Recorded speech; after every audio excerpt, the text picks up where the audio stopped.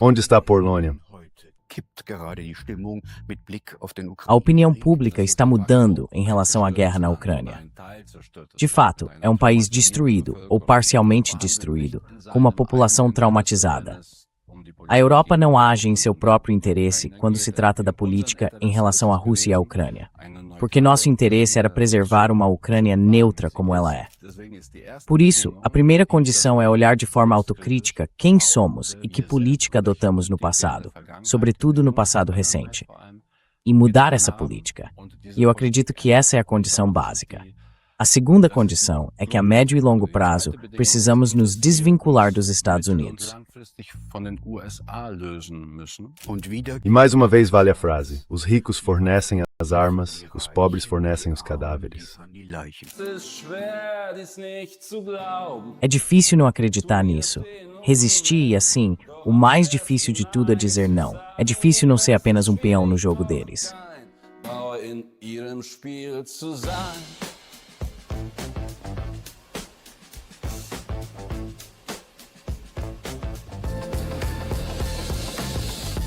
Gegen den Strom. Zur Person. Contra a corrente. Perfil. Olá, bem-vindos ao Contra a Corrente. Eu apresento posições e perspectivas que a mídia de propaganda silencia. O coronel polonês Ryszard Kuklinski foi um dos agentes mais importantes da Guerra Fria. De 1972 a 1981, ele entregou à CIA mais de 40 mil documentos ultrasecretos do Pacto de Varsóvia. Depois, os americanos o retiraram clandestinamente do país. Hoje, o coronel Ryszard Kuklinski foi promovido postumamente a general e está sepultado no cemitério militar polonês de Powązki, a 100 metros do túmulo do ex-chefe de Estado e do Partido Comunista, o general Jaruzelski. Nos dois túmulos há flores frescas todos os dias. Fiz um filme sobre isso que vocês podem assistir em patribo.de.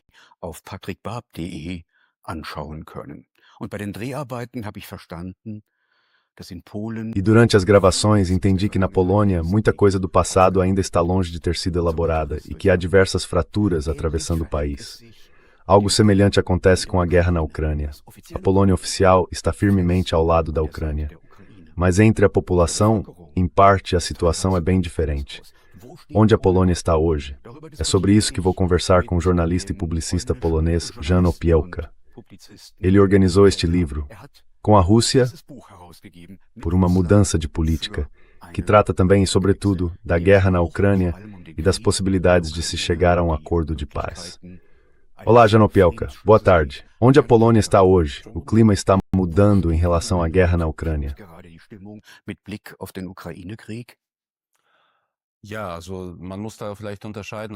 Sim, talvez seja preciso fazer uma distinção. De um lado, entre o que a política faz e como as posições políticas podem eventualmente mudar, e do outro, o que acontece também na população. É claro que as duas coisas estão ligadas e podem se reforçar mutuamente. E na população o que acontece é que o sentimento talvez não tenha virado completamente, mas as proporções mudaram muito. Ou seja, no começo da guerra, em 2022, a solidariedade das pessoas era muito grande, realmente enorme. As pessoas acolheram refugiados ucranianos em suas próprias casas. E não foram casos isolados. Ao todo, parece que foram 2 milhões de poloneses adultos que acolheram refugiados ucranianos em casa e também ajudaram de outras formas. Anderweitig geholfen haben und eine große Zustimmung war und auch Akzeptanz. E houve uma aprovação muito grande e também aceitação disso, porque se entendeu, certo? A perspectiva era a de que nós entendemos vocês, porque sabemos que a Rússia é um agressor. Essa era, por assim dizer, a perspectiva. E agora isso está acontecendo com vocês, e é por isso que nós ajudamos. Essa era um pouco a percepção da população. Depois de 4 anos, isso já mudou de forma relativamente significativa. E é preciso dizer isso, embora as pessoas, os refugiados ucranianos que vivem na Polônia e também os ucranianos que já estavam na Polônia antes da guerra, havia cerca de 500 mil de ucranianos na Polônia antes da guerra, estejam, na verdade, relativamente bem integrados.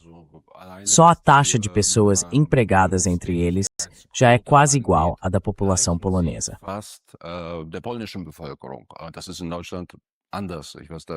Na Alemanha, é diferente. Lá, o número de pessoas trabalhando é significativamente menor. O Estado polonês criou as condições necessárias e, na prática, equiparou juridicamente os ucranianos e as ucranianas em muitas áreas. Isso vale também para a seguridade social e para as oportunidades de trabalho. Nesse sentido, essas pessoas estão muito bem integradas. E mesmo assim, o clima está mudando. E ele muda porque, acredito, por um lado, ao descontentamento das pessoas e também os medos que de fato existem. O medo de que uma guerra possa possivelmente ameaçar a Polônia também. E isso é projetado sobre os próprios ucranianos, como se eles fossem de alguma forma a origem disso.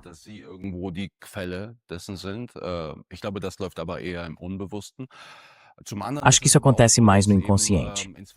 Por outro lado, também é verdade que hoje em dia, forças nacionalistas na Polônia, forças políticas, argumentam de forma anti-ucraniana e fazem política com isso, se quiser. Há dois partidos que se destacam especialmente nisso. Um deles é a Konfederacja, um partido nacionalista libertário, que também tem representação no Sejm, ou seja, no parlamento polonês. E nos últimos meses, ou até nos últimos 2, 3 anos, nas pesquisas, ele tem ficado bem acima do que sua representação parlamentar indicaria, com quase 15%. E ele argumenta fortemente contra a Ucrânia e diz que a Polônia precisa, antes de tudo, defender seus próprios interesses.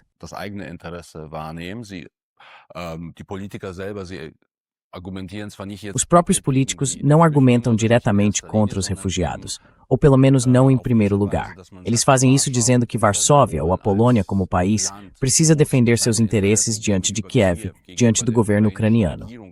E com isso, ganham apoio. E há um segundo partido, que também se chama Konfederacja, traduzido como Confederação da Coroa Polonesa, de um político muito estridente, que já chamou atenção na União Europeia. Ele foi, ou é, deputado do Parlamento Europeu e é, na verdade, antissemita. Mas, ao mesmo tempo, organiza sempre ações muito espalhafatosas e também argumenta de forma fortemente anti-ucraniana. E as duas confederações juntas já têm entre cerca de 20% e às vezes 25% de apoio.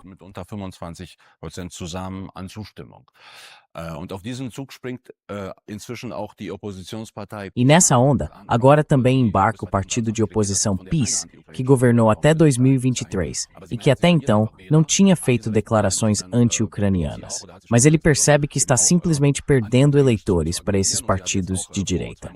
Nesse sentido, também começa, ou já começou, recentemente, a argumentar de forma anti-ucraniana.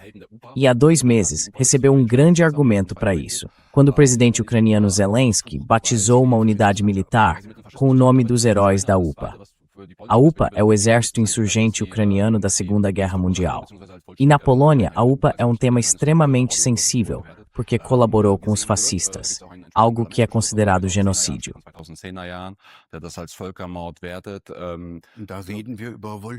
Estamos falando da Volhynia. Meus amigos em Varsóvia me dizem que as pessoas aqui na Polônia falam: nós ajudamos os ucranianos. Eles também nos ajudaram a morrer em 1943 e 1944, na Volhynia. O que aconteceu lá? 1943 und 1944 in Wolhynien. Was war da los? Houve um grande massacre que se intensificou no verão de 1943, mas durou vários meses. Como eu disse, era uma região que hoje pertence ao oeste da Ucrânia, mas que no período pré-guerra, ou seja, antes da Segunda Guerra Mundial, fazia parte do leste da Polônia, ou simplesmente da Polônia. Era uma região de população mista, com muitos poloneses vivendo ali. E durante a Segunda Guerra Mundial, a região estava naturalmente ocupada.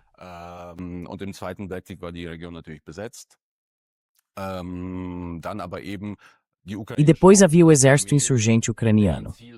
O objetivo dele, ou pelo menos seu objetivo de longo prazo, era também contribuir para que o Estado ucraniano pudesse renascer após um possível fim da guerra. E para isso, naturalmente, não se queria os poloneses. Esse foi o pano de fundo desse massacre, no qual cerca de 100 mil pessoas, civis poloneses, foram assassinadas, em parte de forma bestial. Depois também houve ações de retaliação do lado polonês, nas quais milhares de ucranianos morreram. Foram, na verdade, unidades polonesas irregulares que cometeram isso, por assim dizer, como medidas de retaliação. Die das verübten, sozusagen Vergeltungsmaßnahmen.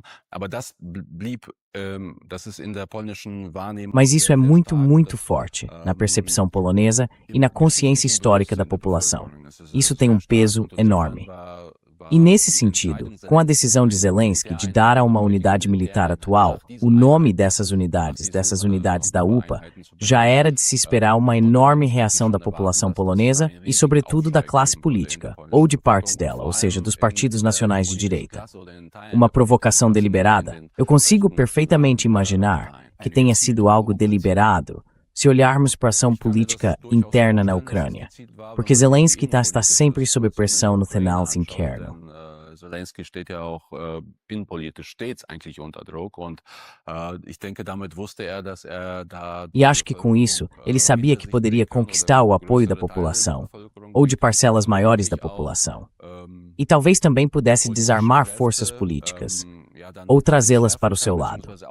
Porque a questão é, certo, nós decidimos quem veneramos como heróis, e não vamos deixar ninguém se intrometer nisso. Foi mais ou menos isso que Zelensky disse alguns dias depois também num comício. Ou seja, nós decidimos quem veneramos como heróis, e ninguém de fora vai se intrometer. E isso foi, naturalmente, uma resposta clara à perspectiva polonesa. Aliás, essa perspectiva acabou levando o presidente polonês a retirar do presidente ucraniano a mais alta condecoração estatal, a Ordem da Águia Branca. Ela havia sido concedida a ele 2 ou 3 anos antes pelo antecessor do presidente polonês.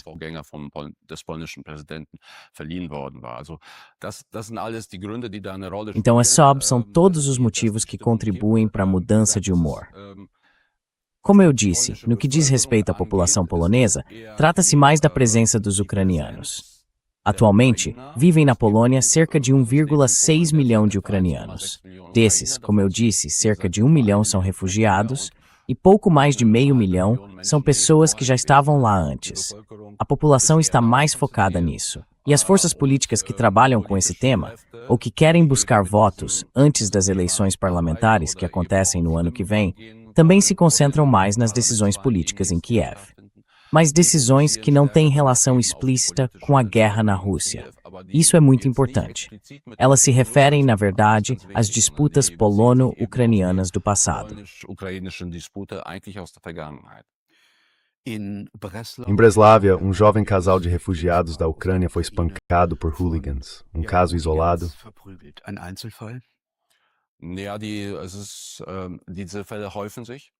Sim, esses casos estão se acumulando. Há uma estatística que diz que a frequência aumentou cerca de 30% a 40% no primeiro semestre deste ano.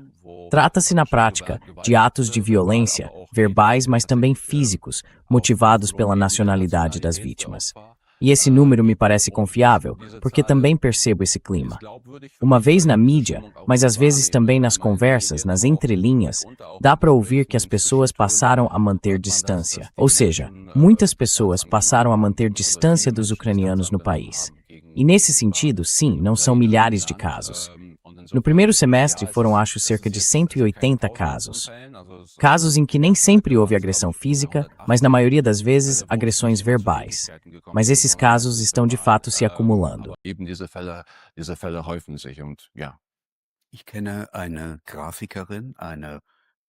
Conheço uma designer gráfica polonesa que tem pesadelos à noite.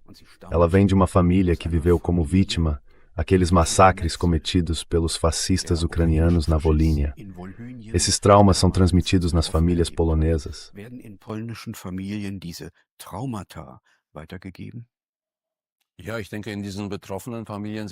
Sim, acho que certamente nessas famílias afetadas. Mas acredito que, esse problema na verdade seria solucionável. Nesse sentido, já houve uma aproximação. E, por exemplo, a questão para o lado polonês não era que o lado ucraniano reconhecesse agora que foi um genocídio, que deveria haver uma resolução parlamentar em Kiev e assim por diante.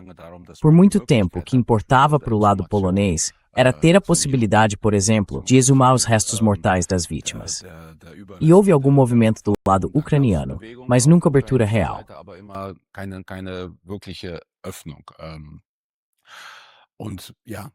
Ich glaube, das Problem könnte E schon sim, auch, eu acho que o problema também poderia não ter tomado essa proporção se não houvesse provocações dos dois lados. Mas eu realmente acho que o presidente Zelensky talvez tenha dado esse passo conscientemente.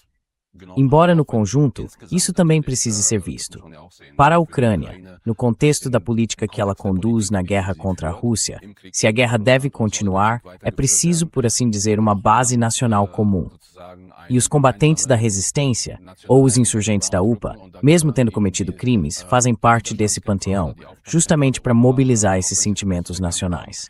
Nesse sentido, isso é compreensível. diese nationalen Gefühle zu mobilisieren. Insofern ist das nachvollziehbar. Ich begrüße das nicht, aber es ist nachvollziehbar und ich kann mir Eu não vejo isso com bons olhos, mas é compreensível. E consigo imaginar que tenha sido uma provocação deliberada para voltar a ganhar apoio no país e reunir as pessoas em torno de si. Ou seja, aquele efeito de união em torno da bandeira, por assim dizer. Sim, eu diria, isso é uma história, ou melhor, é história de fato.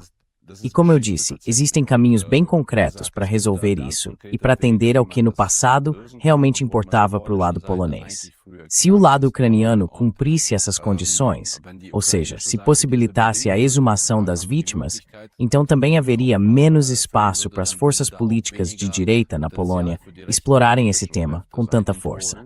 dieses Thema so stark aufzugreifen. Macht die Ukraine aber nicht, sondern auf Mas a Ucrânia não faz isso. E na Ucrânia, chama atenção o culto ao líder fascista Bandera.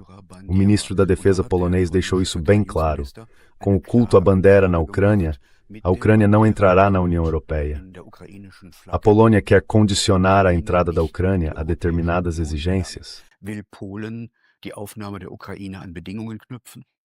Ja, er sagt das deswegen, weil die Stimmung. Sim, ele diz isso porque capta o sentimento da população. E também diz isso porque sabe que, possivelmente, o governo, então, é preciso dizer que o ministro da Defesa, na verdade, pertence a um partido que, em geral, é pró-europeu, que também mantém proximidade com Bruxelas e, naturalmente, com os americanos, mas que não tenta explorar tons nacionalistas. O fato de ele dizer isso indica justamente que há uma mudança na população polonesa e que as forças de direita estão ganhando apoio com essas posições. E eu realmente acho que, sabe, não acredito que a adesão à União Europeia vá fracassar por Bandeira ser venerado ou não. Não acredito nisso. Bandera verehrt wird oder nicht verehrt wird. Das glaube ich nicht. Es ist ein rhetorisches Mittel eben É um recurso retórico para fazer política interna. Acho que a adesão à União Europeia, se eu puder dizer algo sobre isso, pode acabar fracassando por outros motivos. E isso porque esperamos, em breve, seja firmado ali um cessar-fogo e talvez também um tratado de paz. Mas mesmo assim, no melhor dos casos, eu não vejo de forma alguma como algo automático que a Ucrânia de fato se torne parte da União Europeia. Que ela não fará parte da OTAN, isso está claro. Certamente ainda vamos falar sobre isso. Mas também há a questão de ela se tornar parte da União Europeia. Porque de fato é um país destruído, ou parcialmente destruído, com uma população traumatizada que precisa de reconstrução e para a qual são necessários centenas de bilhões de euros. Hunderte von Milliarden Euro notwendig sind und ich kann mir nicht vorstellen, dass Eu não consigo imaginar que vários governos, inclusive de países membros da União Europeia, aceitem a entrada desse país na UE nas condições em que ele está. Porque há áreas políticas muito concretas que precisariam ser esclarecidas. Por exemplo, a política agrícola, os fluxos de recursos agrícolas e assim por diante. E, de modo geral, a política industrial. Quem vai pagar pela reconstrução? De que forma? Com empréstimos sem juros ou por outros meios? Então, conseguir unanimidade na União Europeia no futuro, eu acho que vai ser muito difícil. E acho que isso não vai fracassar por causa da resistência polonesa em relação à Bandera, mas por causa de muitas outras questões bem concretas. Die Nachrichtenagentur Bloomberg A agência de notícias Bloomberg estimou há mais de um ano que a destruição causada pela guerra e os custos da reconstrução chegariam a pelo menos 800 bilhões de dólares. E a guerra ainda não acabou. Segundo seus próprios dados, a União Europeia já investiu 214 bilhões de euros na guerra da Ucrânia. E cálculos de institutos econômicos alemães mostram que, com base no atual orçamento da União Europeia, entre 130 e 180 bilhões de euros fluiriam para a Ucrânia caso ela fosse admitida. A Polônia não é um país contribuinte na União Europeia, mas sim um país receptor. Recebe subsídios de Bruxelas. Portanto, essa seria uma razão para não admitir a Ucrânia na perspectiva de Varsóvia, não é? Das wäre ein Motiv, die Ukraine nicht aufzunehmen aus der Perspektive von Warschau, oder? Ja, beispielsweise. Und nicht nur aus der Perspektive von Warschau, né? Weil es ist ja so, dass Sim, por exemplo. E não apenas da perspectiva de Varsóvia. Porque acontece o seguinte, sempre que países mais pobres entram, por assim dizer, sobe o limite, ou melhor, baixa o limite a partir do qual um país é contribuinte ou beneficiário. O momento em que um país efetivamente se torna contribuinte muda naturalmente de forma desfavorável para a Polônia, mas também para todos os outros países beneficiários que hoje são beneficiários. E esse é, como eu disse, apenas um argumento. E para a Polônia, a política agrícola continua tendo um papel muito importante. Eu havia mencionado isso antes, porque a Ucrânia pode produzir grãos com os quais a Polônia não consegue competir em preço, isso é claro. Trata-se de condições bem concretas que precisam ser cumpridas. Sim, e eu acredito que haverá resistência não apenas por parte da liderança polonesa, seja ela qual for, mas também por parte de outros governos, contra uma adesão da Ucrânia. Mas, como eu disse, isso ainda é uma incógnita. Só que, como eu disse, certamente não é algo que aconteça automaticamente. Aber wie gesagt, das steht ja noch in den Sternen. Nur, wie gesagt, das ist kein Selbstläufer, sicherlich, ne? Sicherlich kämen die Bauern in allen Certamente, os agricultores de todos os países da União Europeia, na Polônia, na Alemanha, na França e na Itália, ficariam sob grande pressão, porque não conseguiriam competir com os baixos salários na Ucrânia, mas também com os solos de terra preta, muito férteis, com a produtividade da agricultura ucraniana e com as vantagens de preço. O senhor mencionou isso. Preisvorteil gar nicht mithalten könnten. Sie haben es erwähnt. Ja, also wie gesagt, die EU kann sowas ausgleichen. Sim, então, como eu disse, a União Europeia pode compensar isso, dizendo, por exemplo, que não haverá subsídios para os agricultores. Aliás, foi isso que ela fez com os poloneses. Ou seja, os agricultores poloneses e outros agricultores da Europa Central e Oriental não receberam, a partir de 2004, os mesmos subsídios que os agricultores alemães. E foi assim que se tentou compensar isso. Daria para fazer o mesmo com a Ucrânia. Mas, no geral, é simplesmente mesmo depois de um cessar-fogo, eu mal consigo imaginar um acordo de paz que imediatamente, ou em um prazo relativamente curto, também signifique estabilidade de fato. Wirkliche Stabilität bedeuten wird. Also auch das positivste Então, Szenario, was mesmo o cenário mais positivo, que hoje é muito improvável, de se chegar de fato a um acordo de paz, ou pelo menos a uma paz fria, não vai fazer com que a Ucrânia se torne um país estável. Ela continuará sendo um país desestabilizado, onde provavelmente também haverá uma mudança de governo. Porque eu não acredito que o presidente Zelensky seja reeleito ou tenha um futuro político depois disso, já que acredito que a insatisfação na Ucrânia também será grande. Então, haverá grandes turbulências dentro da Ucrânia. E só isso já será, acho eu, um argumento para muitos governos europeus dizerem calma, precisamos ir um pouco mais devagar com a adesão à União Europeia. wir müssen da mal ein bisschen langsam machen mit dem EU-Beitritt. Es gibt in der Sozialwissenschaft den Begriff der Nas ciências sociais existe o conceito de cotransformação, ou seja, quando um país muda, os países vizinhos também mudam junto. A entrada da Ucrânia na União Europeia levaria menos a uma aproximação da Ucrânia em relação aos países europeus e mais a uma aproximação dos países europeus às condições da Ucrânia.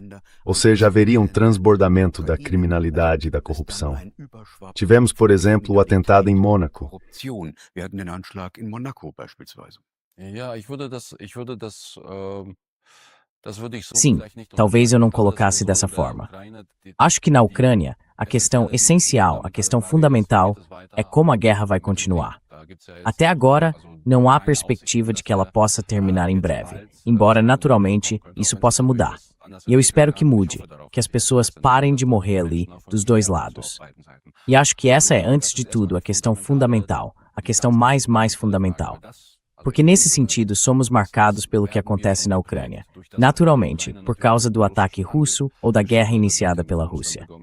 Isso já mudou de forma decisiva a política small. Politik unserer Staaten natürlich maßgeblich verändert schon entfernt. Insofern stimme ich dazu, also sozusagen wir transformieren. Nesse sentido, eu concordo.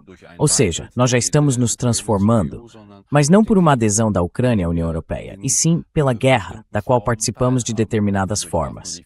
Por exemplo, com o fornecimento de armas, de informações de inteligência e outros apoios, inclusive financeiros e assim por diante. Nesse sentido, a Ucrânia, ou esta guerra, já está mudando a Europa.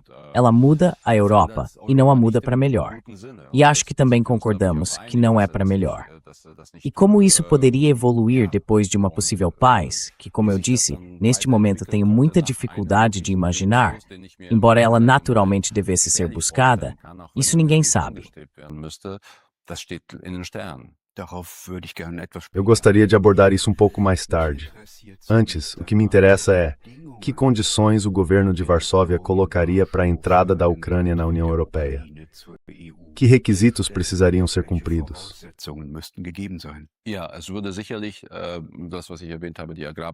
Sim, isso certamente afetaria o que eu mencionei, a política agrícola, no sentido de que o mercado polonês seria protegido. De modo geral, é preciso dizer que na Polônia, há quase 30 ou 35 anos, desde que o país deixou de pertencer ao Bloco Oriental, ou desde que a União Soviética, o Império Soviético, desmoronou, vigora uma doutrina informal. É a doutrina Giedroyc. Ela remonta a dois intelectuais poloneses que disseram: a soberania da Polônia depende de os nossos países vizinhos. E aqui se tratava da Lituânia, de Belarus e da Ucrânia, ou seja, de países diretamente vizinhos, serem soberanos. Portanto, se eles não fazem mais parte do Império Soviético, isso é a nossa garantia de segurança, para que não sejamos novamente esmagados, como na Segunda Guerra Mundial, nem pelo Ocidente, nem nesse caso, naturalmente, pelo Oriente.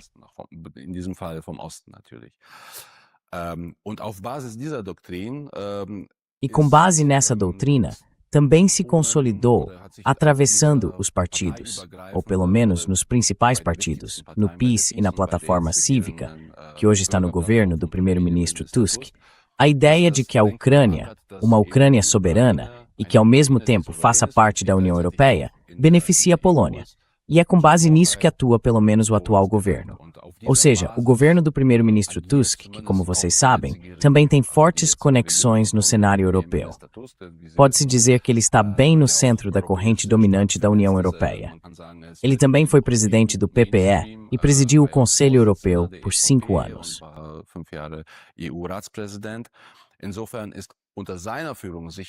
Nesse sentido, sob a liderança dele, certamente seria mais provável que as exigências para uma adesão da Ucrânia, caso se chegasse a discutir isso, fossem estabelecidas em um nível mais baixo.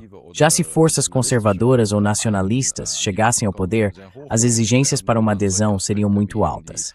Nesse caso, aspectos como a revisão da história teriam um papel importante.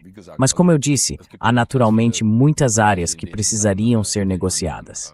E também, muitas condições que a Ucrânia teria de cumprir, inclusive no âmbito institucional, para atender aos requisitos de adesão à União Europeia. Mas, como eu disse, acho que isso ainda está muito, muito distante.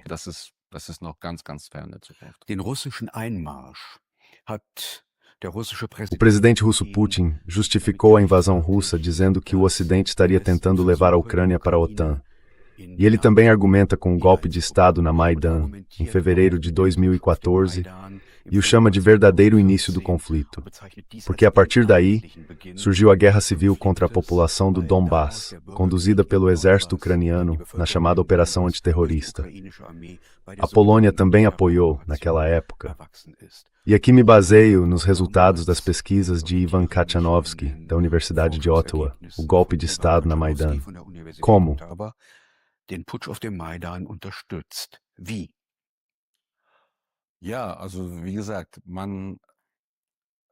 Sim, como eu disse, isso foi apoiado porque a Ucrânia, a liderança ucraniana na época.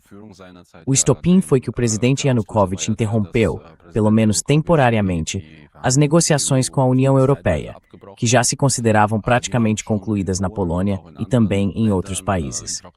E de repente veio esse sinal de parada. No discurso dominante, isso foi interpretado como uma retirada de volta para o leste, ou como a Ucrânia voltando a pender para o leste. E, no contexto do que eu lhe disse antes, a Polônia tem interesse em que a Ucrânia seja um Estado soberano, que também, naturalmente, se aproxime do campo ocidental, ao qual a própria Polônia pertence.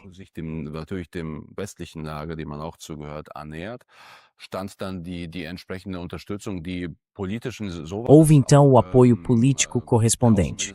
Também foi assim com o ministro das Relações Exteriores Radosław Sikorski, que passou a fazer parte da troika de negociação, junto com o ministro das Relações Exteriores da Alemanha e o da França. Portanto, ele também teve um papel relativamente proeminente. Acho que também porque se queria, de certa forma, aproveitar, do lado do Ocidente, essa ligação que existia entre a Ucrânia e a Polônia. Mas ainda há na internet um vídeo muito famoso em que Radosław Sikorski fala com essas forças de ultradireita que rejeitaram o compromisso que naquele momento estava sobre a mesa e que depois, naturalmente, foi derrubado. O acordo foi negociado, entre outros, com Frank-Walter Steinmeier, que na época era ministro das Relações Exteriores da Alemanha. Mas as forças radicais na Maidan não o respeitaram. Sim, mas isso, naturalmente, então.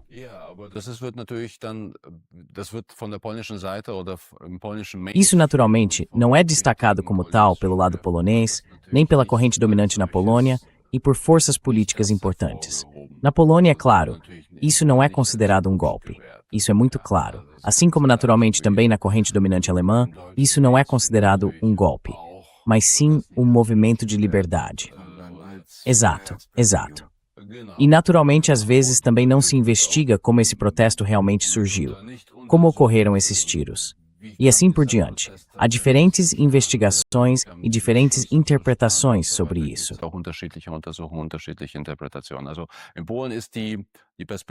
Então, na Polônia, a perspectiva é a seguinte. Sabe, talvez seja muito importante mencionar isso aqui. Existe um reflexo e também um complexo antirrusso muito forte. As duas coisas estão ligadas e ambas também são compreensíveis para mim. Eu nasci na Polônia e vivi lá 10 anos da minha vida. Depois vivi 23 anos na Alemanha e agora já vivo novamente há 15 anos na Polônia. Nesse sentido, tenho um pouco de uma perspectiva externa a partir da Alemanha, porque vivi lá por muito tempo, mas hoje também tenho a perspectiva polonesa.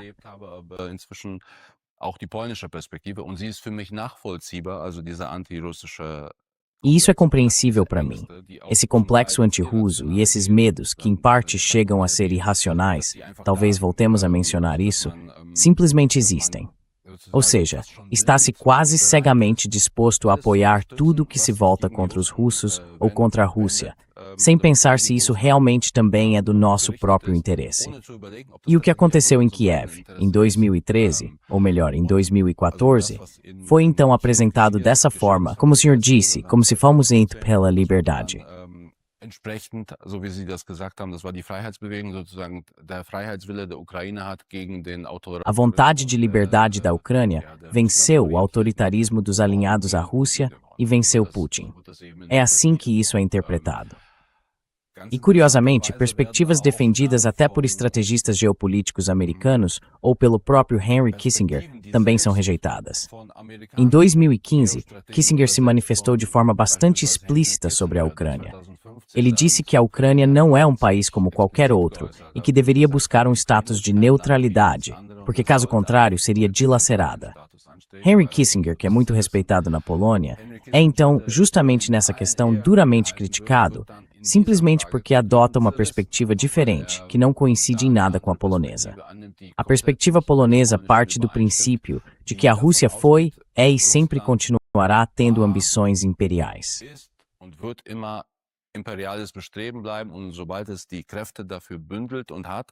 E assim que reunir e tiver forças para isso, mais cedo ou mais tarde, vai avançar também para além da Ucrânia, em algum momento até a Polônia.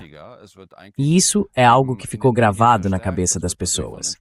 Mas isso, e talvez seja ainda mais importante, é reforçado pela mídia. Naturalmente, é reforçado por determinados think tanks. E também se mistura a visão que vigorava na Polônia, ou que era perceptível lá, pelo menos até o início da guerra. Eu quase vejo isso como uma religião dos Estados Unidos. Ou seja, os Estados Unidos são realmente vistos como o Estado ao qual é preciso se apegar, custe o que custar, não importa o que façam, porque são nosso fiador de segurança contra uma possível invasão futura vinda do leste. Gegen eben eine mögliche Invasion in Zukunft aus dem Osten. Also, das ist dieser Kontext, den man bei Então, esse é o contexto que se precisa considerar em cada passo político vindo da Polônia, seja apenas insinuado ou efetivamente dado. Esse complexo e esse reflexo antirrussos são muito, muito fortes. São realmente 3, 4, 5 vezes maiores do que pelo menos em partes da população alemã. Isso é historicamente compreensível, porque a Rússia foi uma das potências que participaram das partilhas da Polônia do século XVIII até o século XX. E sobretudo, porque, na Segunda Guerra Mundial, 2 semanas após a invasão dos exércitos de Hitler, os exércitos de Stalin também invadiram o leste da Polônia e ocuparam, por assim dizer, metade do país. Nesse sentido, tudo isso é compreensível. Mas uma coisa é algo ser compreensível, outra é ser racionalmente correto. E na minha opinião, naturalmente não é correta a política que o governo polonês conduz.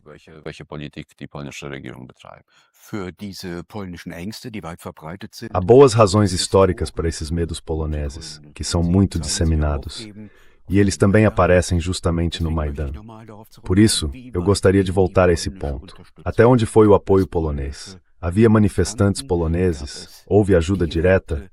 Nos livros de Katsanovsky, mas também em relatos de outras testemunhas, disse que diplomatas poloneses teriam entregue dinheiro aos organizadores do Maidan. E é citado um depoimento de testemunha. Também teria havido atiradores de elite poloneses no Maidan. O senhor diria que há algo de verdadeiro nisso?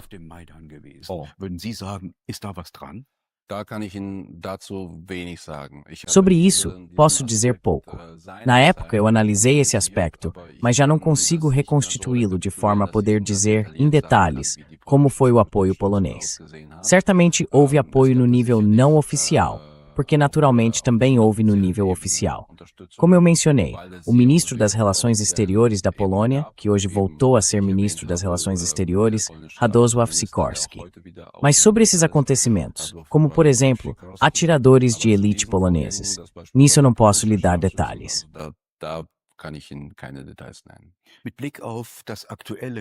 Olhando para os acontecimentos atuais, especialistas militares dizem que 1/3 das armas fornecidas à Ucrânia, assim como grande parte da ajuda financeira, desaparece por canais obscuros.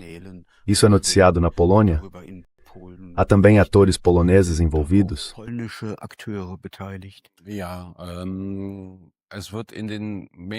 Sim, a mídia tradicional noticia menos sobre isso quando noticia no máximo de forma marginal. Mas claro, o tema aparece nas redes sociais, em grupos assim, ou entre pessoas que já têm de qualquer forma posições anti-ucranianas. E também, claro, para alguém que acompanha a política, a indústria de armamentos e todo esse complexo, é claro que com fluxos de dinheiro desse tipo, que acontecem em prazos tão curtos e em volumes tão altos, naturalmente surgem irregularidades.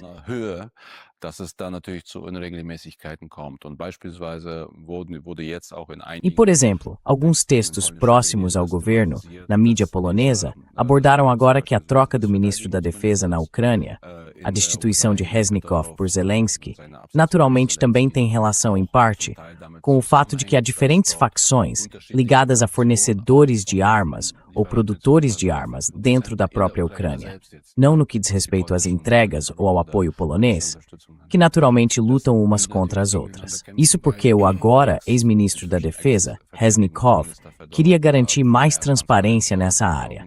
E acredito que na Polônia isso também é bastante conhecido por pessoas que se ocupam do tema mais intensamente.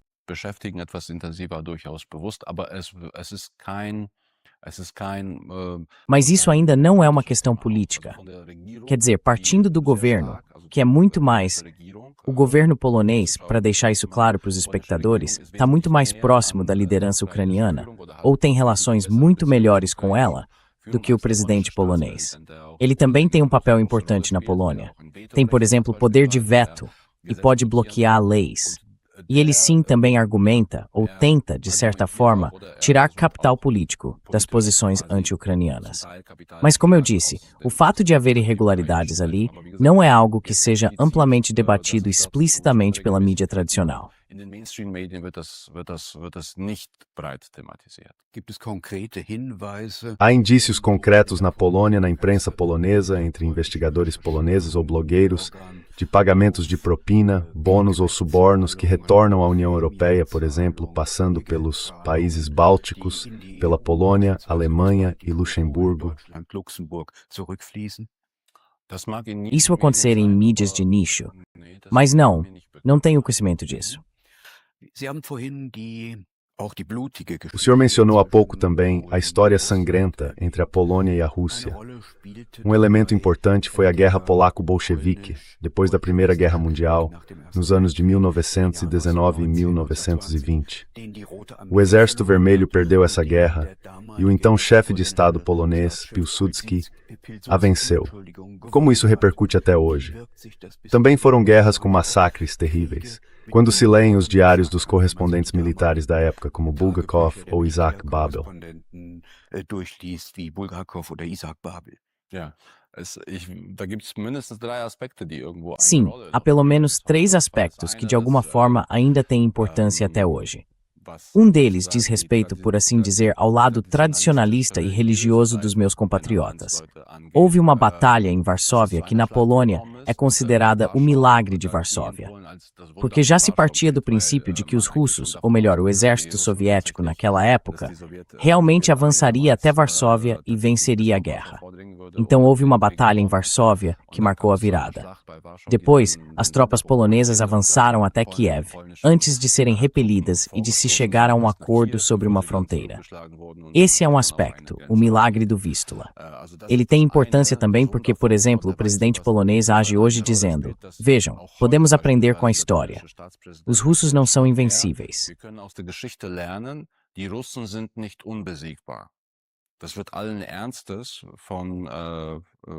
Isso é, sem exagero, interpretado pelo presidente polonês como uma espécie de convocação para a luta.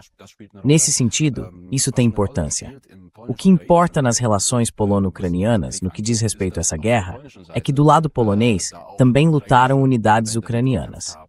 E lutaram com a promessa de que, em caso de vitória da Polônia, a Polônia apoiaria a independência de determinadas regiões da Ucrânia. Isso não aconteceu. E na Ucrânia, até hoje, isso é visto como uma traição por parte da Polônia, o que naturalmente também tem importância.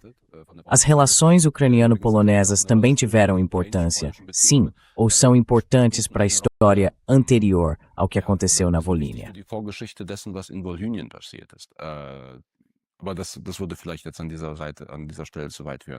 Mas talvez isso nos levasse longe demais neste momento. Só que isso não foi esquecido na Ucrânia, até hoje, ou pelo menos por parte da população. O lado polonês disse: lutem conosco, nós prometemos que isso vai acontecer e vamos apoiar a independência de vocês. Mas isso não aconteceu. E talvez haja um terceiro aspecto. Para o lado polonês, isso também foi mais uma prova de que a posição da Polônia, inclusive sua posição geográfica, é importante. Ou seja, o setor nacionalista diz nesta guerra, nós, por assim dizer, salvamos a Europa do bolchevismo. Isso também faz parte da narrativa sobre essa guerra polaco-soviética de 1920. Teil der Erzählung von diesem polnisch-sowjetischen Krieg 1920 ist. Und genau das war ja auch beabsichtigt. E era exatamente isso que se pretendia com a recriação da Polônia, pelo Tratado de Versalhes. O primeiro enviado alemão em Varsóvia, Harry, conde Kessler, escreve em suas memórias que após a derrota alemã na Primeira Guerra Mundial, a Alemanha também forneceu armas à Polônia. Enquanto isso, do lado soviético, o Marechal Vermelho Tukhachevsky marchava sobre Varsóvia, Stalin direcionava o Exército do Sul contra Lviv. Com isso, surgiu uma brecha pela qual Piłsudski conseguiu romper e, no fundo, salvar Varsóvia. O resultado foi também a ideia de uma grande Polônia. Partes da Ucrânia Ocidental passaram em seguida, como o senhor mencionou, a pertencer à Polônia. Sim.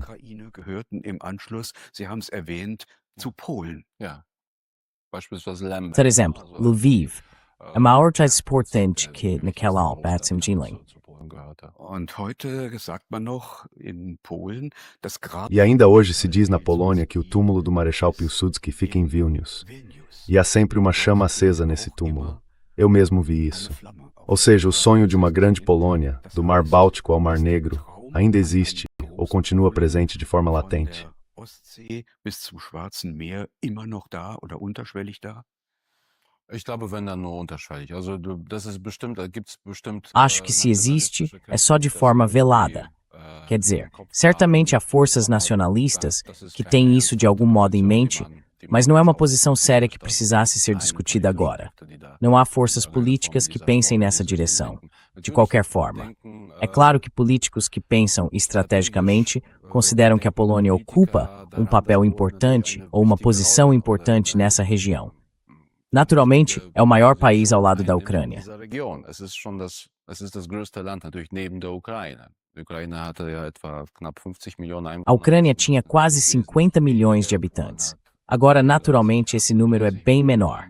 A Polônia tem 37, 38 milhões de habitantes. E, naturalmente, é muito mais forte economicamente. Nesse sentido, existe a ideia de que a Polônia poderia, ou deveria, ter um certo papel de liderança na região, em conjunto com os Estados Bálticos, a Eslováquia, a Tchequia e assim por diante, com a Polônia como o estado mais importante. Mas ambições de grande potência, no sentido de pensar também, de alguma forma, em mudanças de fronteiras, isso naturalmente não existe. O presidente russo Putin disse certa vez, numa observação jocosa que ele repetiu recentemente: no fim das contas, a Ucrânia é dividida e os poloneses retomaram o oeste da Ucrânia. Sim, mas isso é bobagem. Como eu disse, não é um material político com o qual se precise lidar muito. Não há forças ali. Claro que foi uma provocação. Sim, claro. Mas ela também, acho que ele não conseguiu muita coisa agora, nem na Ucrânia, nem na Polônia. Weder in der Ukraine noch in Polen. Es gibt noch mehr Hühnchen, die man aus der polnischen Perspektive Há mais questões pendentes entre a Polônia e a Rússia. Existe um filme de Andrzej Wajda, lançado em 1957, Kanał. Ele trata da insurreição do Exército Nacional Polonês, a segunda insurreição de Varsóvia, em 1944. Parte do Exército Nacional se reuniu nos canais de esgoto para organizar a resistência. E o filme termina com os últimos grupos dispersos do Exército Nacional tentando fugir para o Vístula. Mas há uma grade diante do túnel e a câmera se afasta, mostrando o Vístula. E diferentemente da Alemanha, todo polonês sabe o que isso quer dizer. Do outro lado, o Exército Vermelho esperou até que os nazistas terminassem com os nossos combatentes da resistência. Que papel isso desempenha até hoje? Welche Rolle spielt das bis heute? Auch dieser Warschauer Aufstand spielt eine sehr bedeutende Rolle. Essa insurreição de Varsóvia tem um papel muito importante. Dá para ver isso em todos os museus de Varsóvia. Exatamente na percepção da sociedade. Ela também é lembrada, por exemplo, todos os anos, no 1º de agosto. Às 5 da tarde, as sirenes soam no país inteiro. Muitos carros param, as pessoas param, e todos se lembram. Então isso também foi conscientemente consolidado nos últimos 20, 25 anos, com o incentivo da política. O importante é o contexto.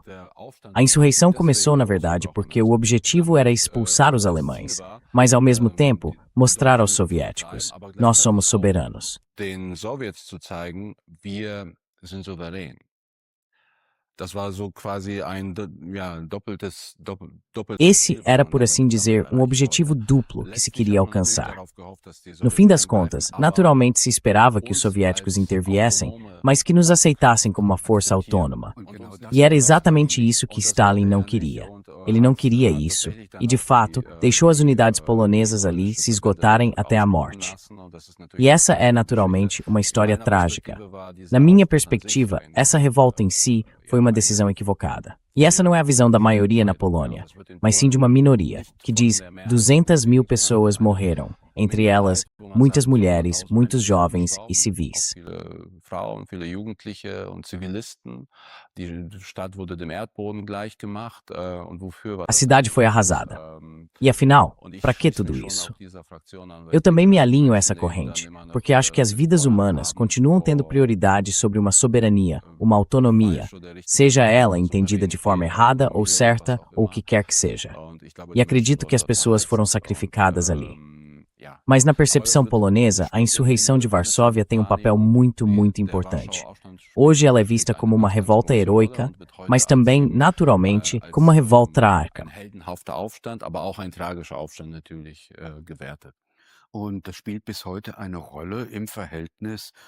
E isso ainda tem importância até hoje na relação com a União Soviética e, naturalmente, também com a Rússia.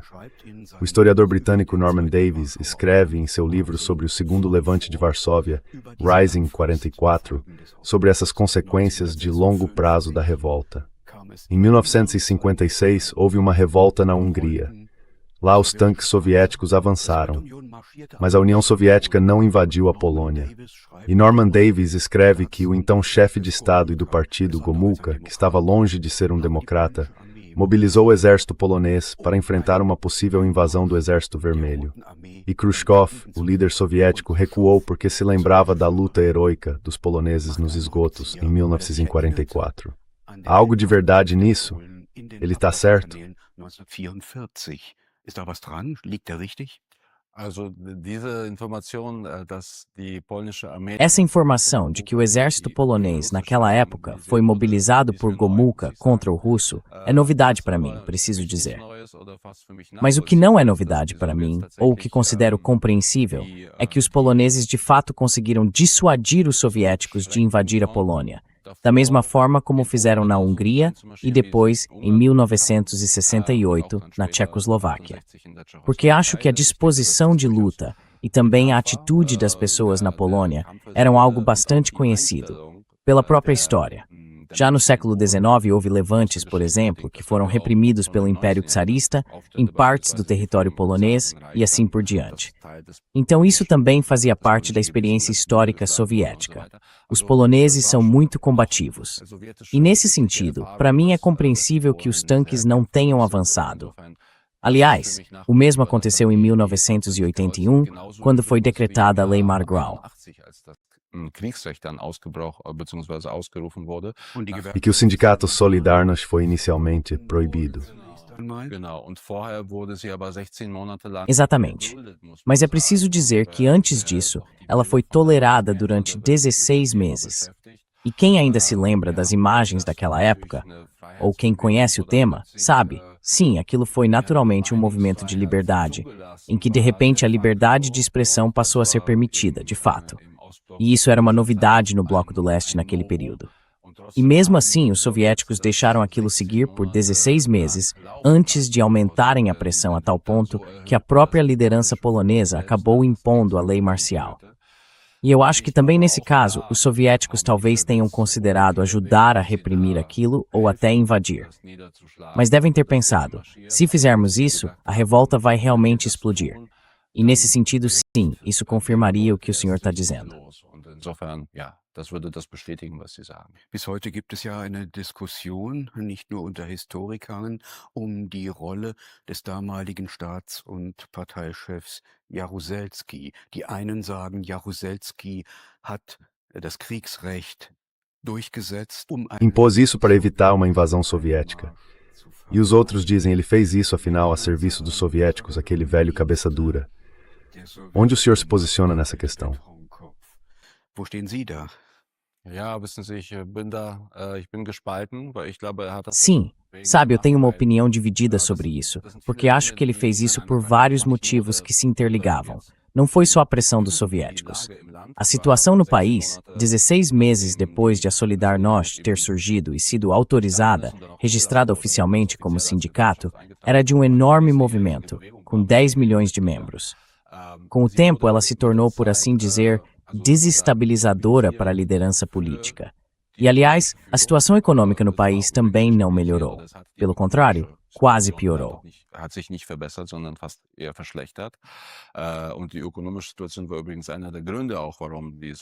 E a situação econômica, aliás, também foi uma das razões pelas quais a Solidarność surgiu, com greves relacionadas a demissões e assim por diante. Então acho que havia uma série de argumentos que indicavam que Jaruzelski fez isso. É claro que eu não acho certo, porque também houve vítimas, quer dizer, mortes. Justamente na região onde eu moro, houve um grande choque. A ocupação de uma mina, onde os mineiros se recusaram, por assim dizer, a seguir a nova linha. E então, quase uma dúzia de meninas foi morta a tiros, numa ação realmente brutal e desnecessária. Nesse sentido, é difícil termos empatia por Jaruzelski. Fällt es mir da schwer, irgendwelche Sympathien für Jaruzelski zu entwickeln. Ich kann politisch das aber nachvollziehen, dass es geschehen ist. Mas politicamente eu consigo entender que isso tenha acontecido. A longo prazo, não poderia dar certo que naquele enorme bloco oriental, que ainda se via como homogêneo, nos então estados do socialismo real, um Estado pudesse permitir direitos dessa forma, sem que isso, por assim dizer, acabasse se espalhando para outros países em algum momento. E, naturalmente, a liderança em Moscou não podia permitir que ali atuassem um sindicato e um movimento que colocavam tudo isso em questão, ou pelo menos colocavam em questão grandes partes da liderança comunista, da narrativa e assim por diante. Não dava para tolerar isso para sempre. Então é compreensível, sem que eu esteja dizendo que aprovo isso.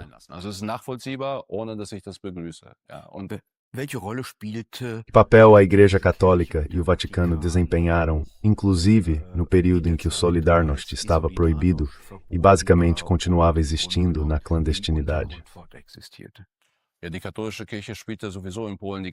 A Igreja Católica, de toda forma, desempenhou um papel muito importante na Polônia o tempo todo. Eu diria que ela também funcionava como uma espécie de ponto de encontro, um lugar de reunião para as mais diversas forças de oposição. Um dos mais importantes opositores, Adam Michnik, que já chamava atenção nos anos 1960, quando tinha 18, 20 anos, enfrentando as forças comunistas, e que depois se tornou um dos principais nomes da oposição. Hoje, aliás, ele é editor de um dos mais importantes jornais diários. Escreveu nos anos 1970 um livro chamado Igreja, Esquerda, Diálogo. Nele ele tentou, essa era a ideia, aproximar as forças de oposição que existiam na Polônia, que não tinham necessariamente ligação com a Igreja, que eram laicas e que em alguns casos organizavam sua resistência a partir de uma perspectiva de esquerda, das forças intelectuais inspiradas pela Igreja ou pelo tradicionalismo, e também das forças próximas à Igreja.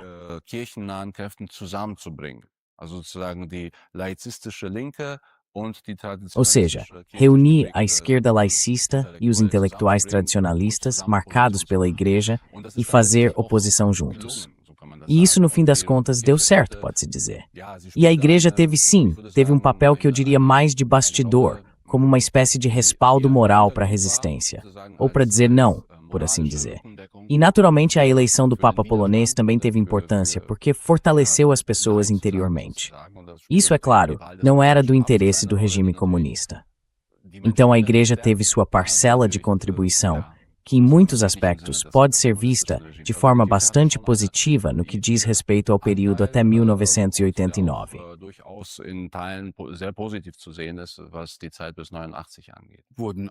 Também foram repassados recursos financeiros pelo Vaticano, máquinas de impressão e coisas do tipo? Sim, claro. Isso também teve importância. Como eu disse, não tenho números concretos sobre as quantidades envolvidas, mas naturalmente isso teve importância. Nós estávamos falando sobre os medos de muitas pessoas na Polônia e também da política polonesa em relação à União Soviética no passado e à Rússia hoje. E quanto à Alemanha?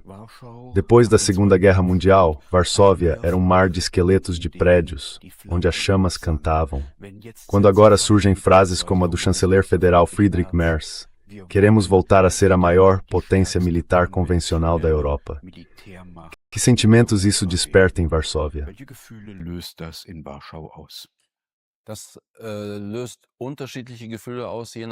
Isso provoca sentimentos diferentes, dependendo de quem você pergunta. Naturalmente, uma coisa é o nível político, entre os atores políticos, e outra é a população. E claro, para aqueles que veem isso de forma menos crítica, o contexto é o seguinte. Eles dizem, sim, claro, querem se rearmar, mas não estão se armando contra nós, e sim contra a Rússia. Portanto, esse é o contexto que precisamos considerar. Entre as forças nacionalistas, isso é visto com certa desconfiança. Mas, ao mesmo tempo, também há a consciência de que a Polônia, naturalmente, também está ampliando suas forças armadas e de que existe uma desproporção, inclusive diante da imagem que se tem hoje da Bundeswehr no exterior. Ou seja, de quão preparada ela está para o combate e se no estado atual é temida ou não. Ob man sie fürchtet jetzt in diesem jetzigen Zustand oder nicht. Auch das spielt eine Rolle. Also es ist jetzt, wir sind ja nicht in den 30er Isso também tem um papel. Afinal, não estamos nos anos 30, quando, pelo menos olhando em retrospecto, sabemos que a superioridade dos exércitos alemães, que foram estruturados no fim daquela década, em relação aos poloneses, tanto no equipamento quanto nas medidas estratégicas, representava, por assim dizer, dois mundos diferentes. E hoje, até os críticos desse discurso têm consciência de que não está surgindo agora um exército que vá se distanciar significativamente do nosso. Esse é o ponto. Mas o ponto mais importante, na verdade, é dizer certo, nós já estamos do mesmo lado, e eles não estão se armando contra nós.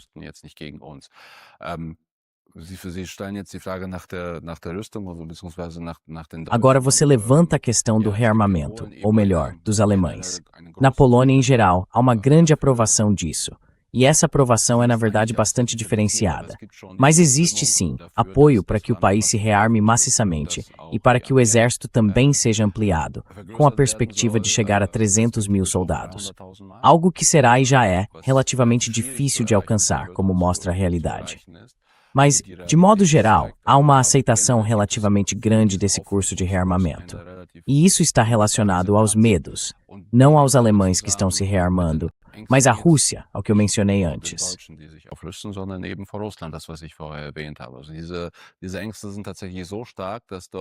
Esses medos são de fato tão fortes que às vezes, na minha opinião, coisas muito irracionais são simplesmente descartadas com um gesto.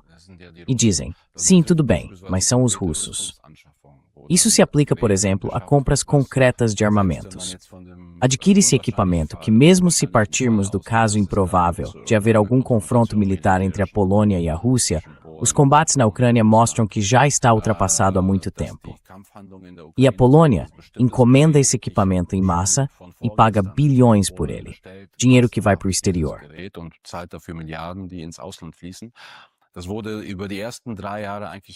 Isso, na verdade, não foi questionado em momento algum nos primeiros 3 anos. Enquanto isso, as vozes críticas vêm aumentando, mas há um grande apoio. E nesse sentido, uma parte da população também entende que os alemães têm medos semelhantes e agora teme menos que a Alemanha esteja montando um grande exército convencional. Mas, como eu disse, entre as forças nacionalistas, ou pessoas que de alguma forma ainda carregam a Segunda Guerra Mundial nos ossos, isso provavelmente dispara alguns sinais de alerta, pelo menos menores. Estou entendendo o senhor corretamente?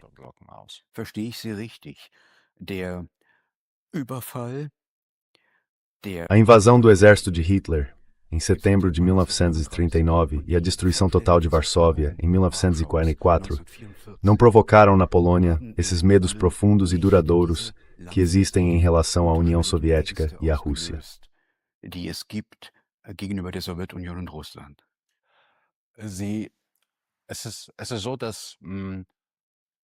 Não é que haja medo da Alemanha, porque a história dos últimos 35 anos se desenvolveu da forma como se desenvolveu. A Polônia conseguiu deixar o bloco oriental dominado pelos soviéticos sem violência, ou seja, sem derramamento de sangue, o que é muito importante, e conseguiu se aproximar do Ocidente.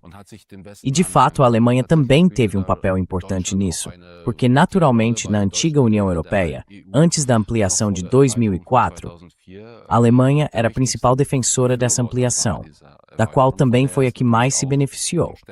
Mas ela também foi de fato uma defensora. Ou seja, Berlim defendeu a adesão da Polônia. No geral, a adesão da Polônia é vista como um sucesso pela maioria da população.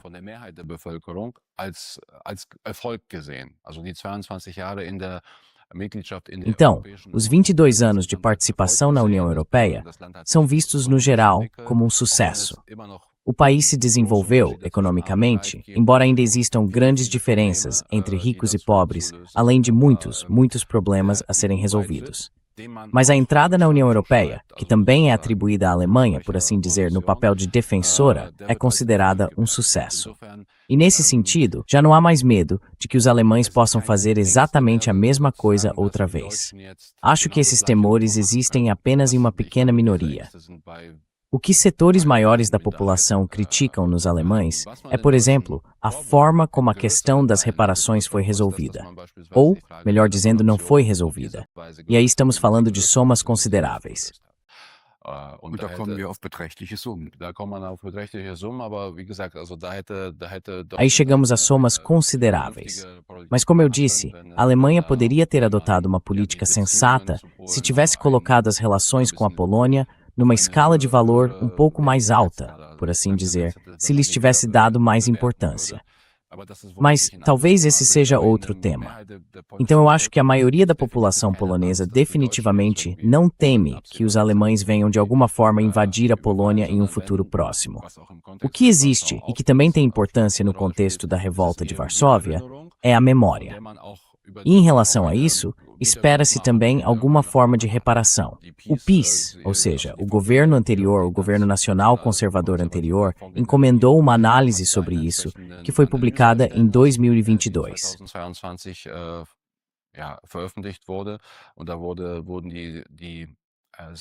E os danos materiais, ou melhor, os danos no total, incluindo também danos pessoais, foram estimados em 1 trilhão e 300 bilhões de euros. Um valor realista. Eu diria que analisei o estudo, e isso não é irrealista se considerarmos os danos efetivos. E, naturalmente, o lado alemão argumentou que juridicamente isso está encerrado desde os anos 1950 ou 1960. Mas a forma como isso foi tratado, digamos, como foi rechaçado também pelo lado alemão, não foi boa. E, de fato, um gesto não precisa necessariamente ser um gesto financeiro, mas uma política mais atenciosa por parte da Alemanha certamente teria sido apropriada, também para acalmar um pouco o clima na Polônia.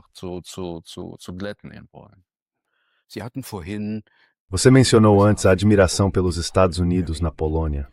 Até que ponto as redes transatlânticas e da OTAN se estendem às elites polonesas?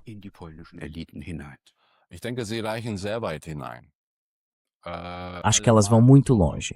Uma das maiores emissoras privadas de TV da Polônia tem um proprietário americano. Ainda tem. Agora ela está à venda, o que talvez mostre isso simbolicamente.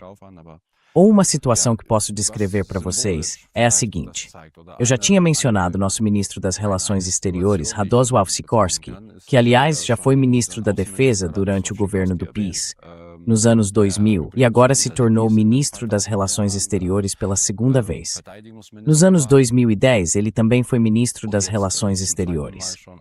Ele é casado com uma americana, Annie Applebaum. Isso mesmo, uma publicista e historiadora relativamente conhecida, e assim por diante, que também escreve sobre a história russa e se manifesta politicamente de forma bastante explícita.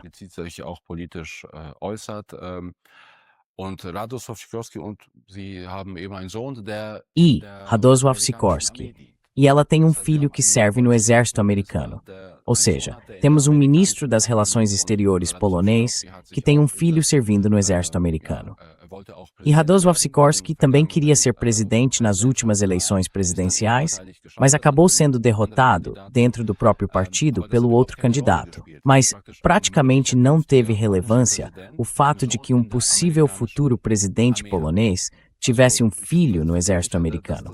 Estou deixando isso claro para mostrar o quanto se percebe, ou pelo menos se percebia, que existe praticamente uma simbiose de interesses quase entre a Polônia e os Estados Unidos.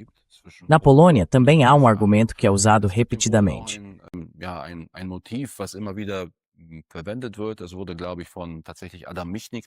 Isso foi, eu acho, de fato formulado por Adam Michnik, que mencionei antes, e descreve mais ou menos as principais coordenadas de objetivo, ou coordenadas de bússola, da política externa polonesa nos últimos 30 anos.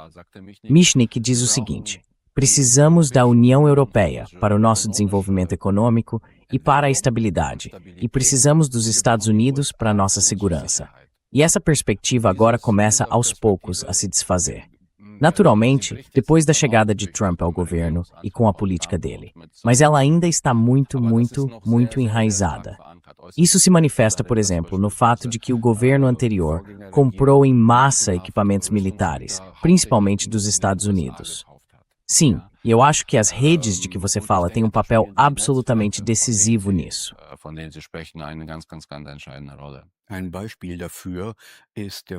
Um exemplo disso é o importante político polonês Sikorski, que você mencionou.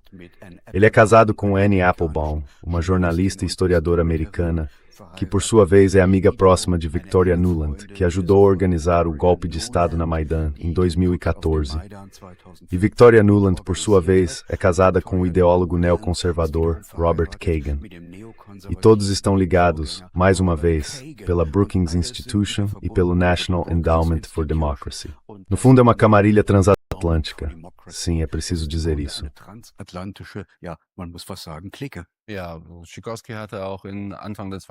Sim, Sikorski também trabalhou no início dos anos 2000 em um think tank americano. Ele ocupa uma posição lá, tem conexões transatlânticas muito fortes e desempenha um papel bastante importante nesse meio. E hoje ele também é apontado como um possível sucessor do primeiro-ministro Tusk. Eu já havia mencionado que ele disputou internamente no partido a candidatura à presidência. Acabou perdendo dentro do partido, mas suas ambições de poder são muito grandes. Isso quer dizer que a integração transatlântica é uma razão de Estado na Polônia? Sim, pode-se dizer isso. No entanto, essa narrativa agora começa a apresentar rachaduras. Porque aquilo que eu mencionei antes, e que também foi, por assim dizer, transmitido de cima para baixo, era: os americanos são o máximo. Estou exagerando um pouco, mas a ideia é que devemos nos orientar totalmente por eles, pela cultura, pela economia e pela política deles.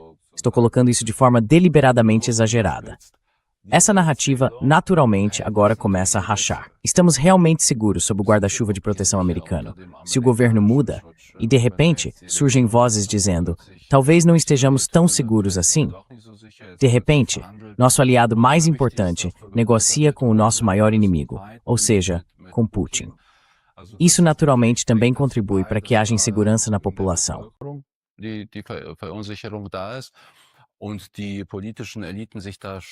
E as elites políticas também tentam se reorganizar nesse cenário. E eu acredito que o governo polonês, agora sob o primeiro-ministro Tusk, tenta de forma mais discreta, mas com firmeza, voltar mais o foco para Bruxelas. Ele também não pode destacar isso de maneira tão explícita, porque a oposição tenderia a acusá-lo de negligenciar a questão da segurança, caso se oriente apenas por Bruxelas. Mas acredito que essa é mais fortemente a posição do atual governo. De resto, essa dependência dos Estados Unidos, é preciso dizer, é muito grande. Mas a afinidade também é muito grande, embora agora esteja começando a apresentar fissuras.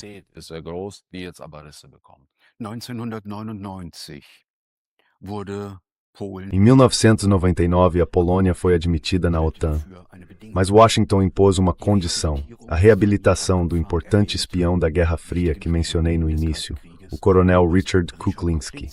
Ele já vivia nos Estados Unidos e havia sido condenado à morte na Polônia pelo então governo comunista. Então, o político de oposição polonês Leszek Miller, líder das forças social-democratas, voou para Washington para garantir que a oposição polonesa também apoiava a OTAN. E ele encontrou Kuklinski em uma casa segura da CIA, discutiu com ele por muitas horas e depois teve que declarar que resolveria isso. Portanto, esse é um caminho jurídico. Sim, isso diz exatamente, confirma o que eu disse. Ou seja, que a partir da prescrição, von Kuklinski gefunden werde, was auch geschah. Es wurde eine Ausnahmeregelung geschaffen. Was sagt das über das polnisch-amerikanische Verhältnis?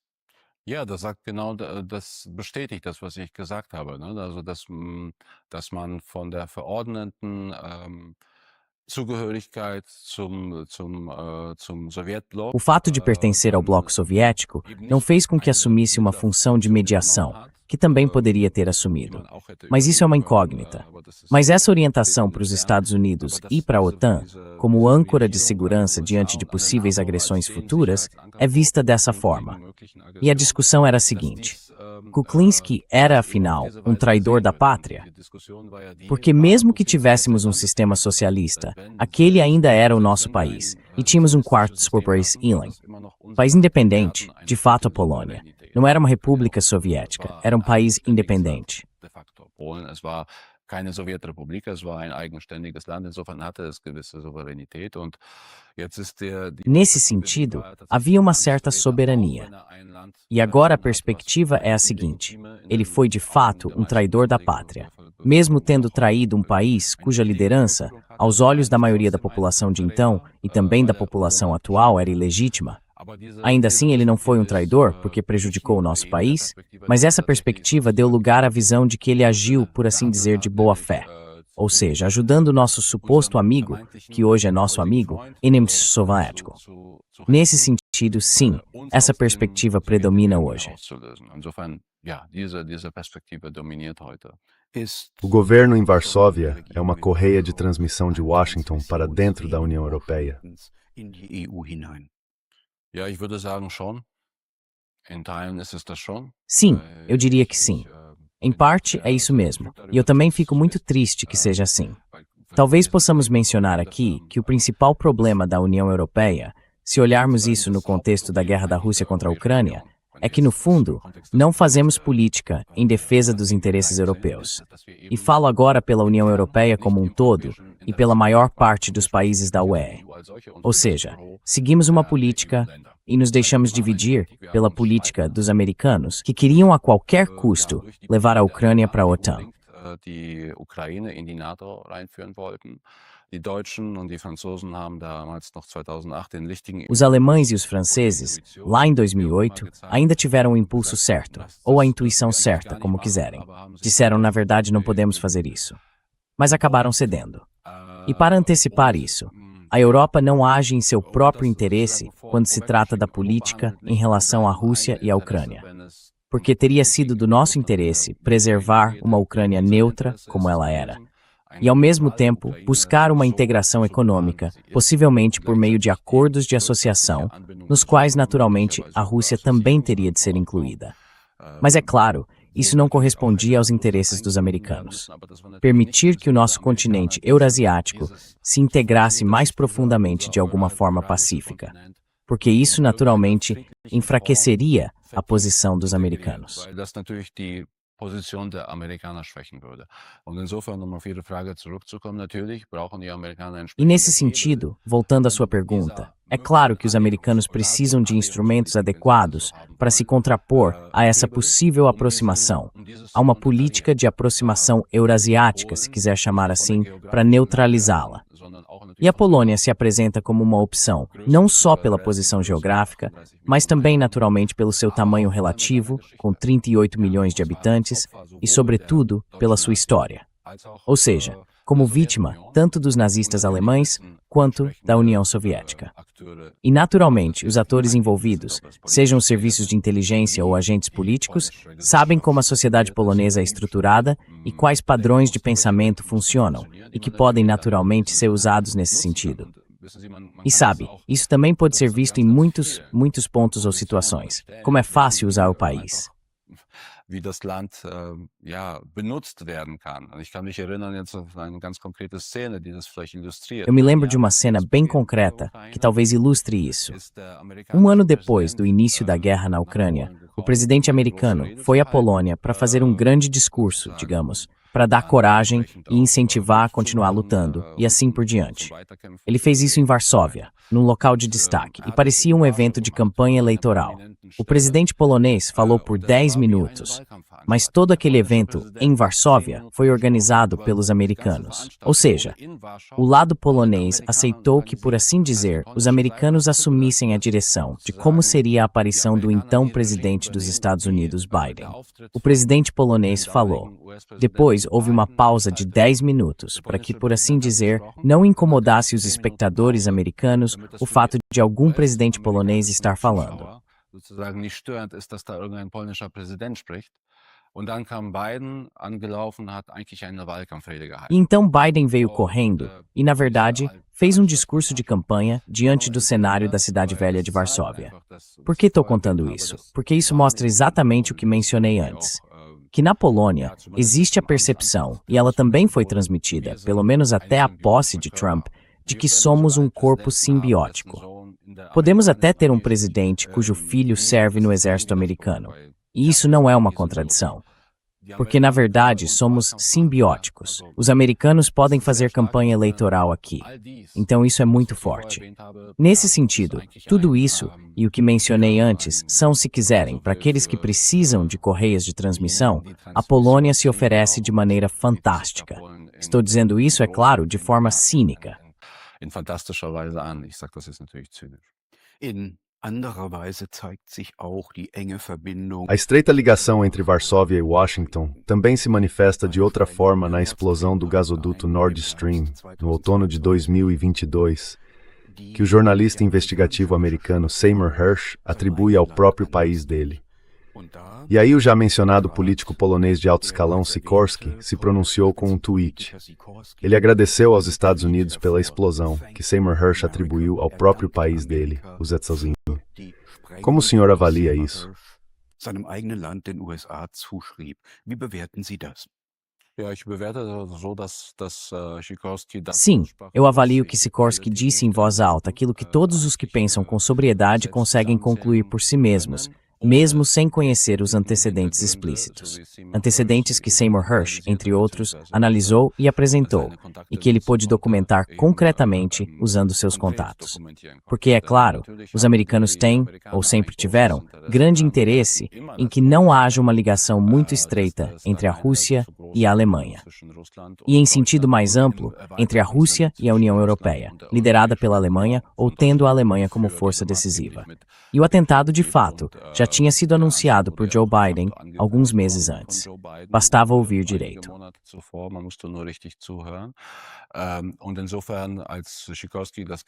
E nesse sentido, quando Sikorski tweetou isso, veja, é preciso saber que ele tem uma natureza narcisista, que talvez todo mundo tenha em certa medida, mas nele isso é muito acentuado. E acho que naquele momento, ele simplesmente quis mostrar espontaneamente, eu sei disso, e agora posso, por assim dizer, encerrar com uma frase de efeito.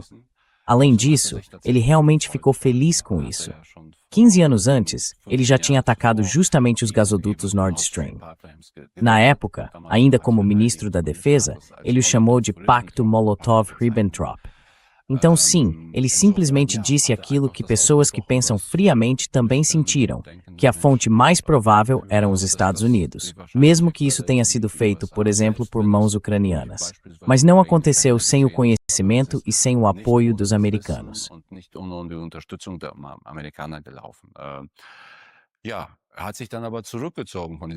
Sim, mas depois ele recuou dessa posição, porque foi duramente criticado. Ele apagou o tweet, mas quando questionado, continuou dizendo, sim, mas pelo menos os americanos sabiam disso. E sabe-se que os americanos estão, de alguma forma, nos bastidores. Esse é o contexto. O interessante é que na Polônia, nos primeiros dias depois que o gasoduto Nord Stream foi explodido, a culpa foi de fato atribuída aos russos.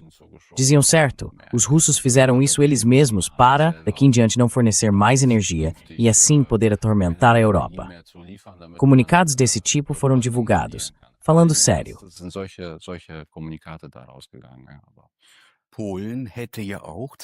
A Polônia também teria se beneficiado, ao menos indiretamente, da energia russa barata, do gás russo, como parte da União Europeia e da rede de gás.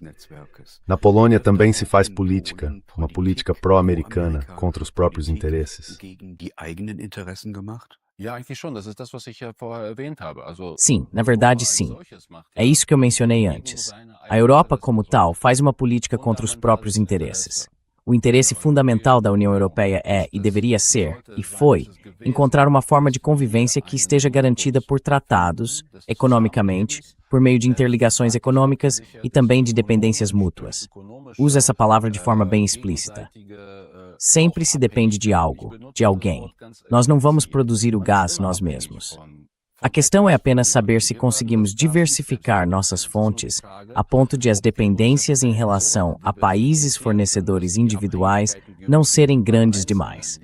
Porque naturalmente não é inteligente obter 100% do gás da Rússia.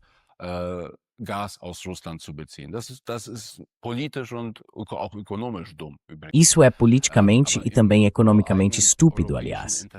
Mas é do interesse mais próprio da Europa que organizemos uma convivência pacífica com a Rússia, o que, aliás, também compensaria economicamente. E o caminho para isso estava preparado. Aliás, acho que os alemães cometeram um erro com o Nord Stream. Não pelo fato de ele ter sido construído, mas pelo fato de ter sido um projeto exclusivamente germano-russo.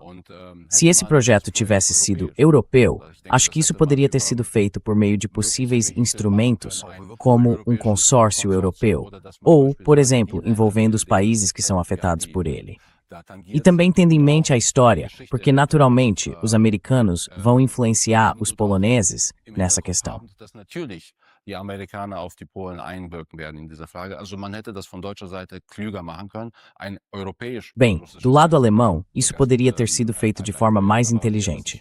Um projeto europeu-russo de gasoduto. Mas isso está em outro planeta. Mas como eu disse antecipando isso, é um interesse genuinamente europeu ter paz com a Rússia. Esse não é o interesse dos americanos.